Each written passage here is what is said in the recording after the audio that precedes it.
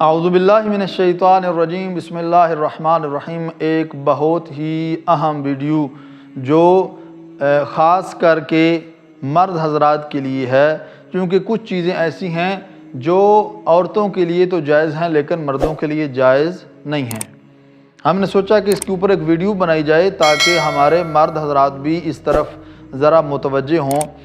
مثلا سونا ایسی چیز ہے کہ جو خواتین استعمال کریں ان کے لیے کوئی مسئلہ نہیں، نماز میں بھی پہن سکتی ہیں سونا، لیکن مرد کے لیے سونا یہ درست نہیں ہے۔ اس کے لیے عام حالات میں پہننا بھی یہ حرام ہے، اور نماز کی حالت میں بھی پہننا اس کے لیے حرام ہے، چاہے وہ وائٹ گولڈ ہو، سفید سونا جسے کہا جاتا ہے وائٹ گولڈ، وہ بھی چونکہ وہ گولڈ کی ہی ایک قسم ہے، وہ مرد کے لیے پہننا جائز نہیں ہے۔ اسی طرح سے ریشم کا لباس یہ مرد کے لیے جائز نہیں ہے، خاتون یہ پہن سکتی ہے لیکن مرد کے لیے جائز نہیں ہے کہ وہ ریشم کا لباس پہنے۔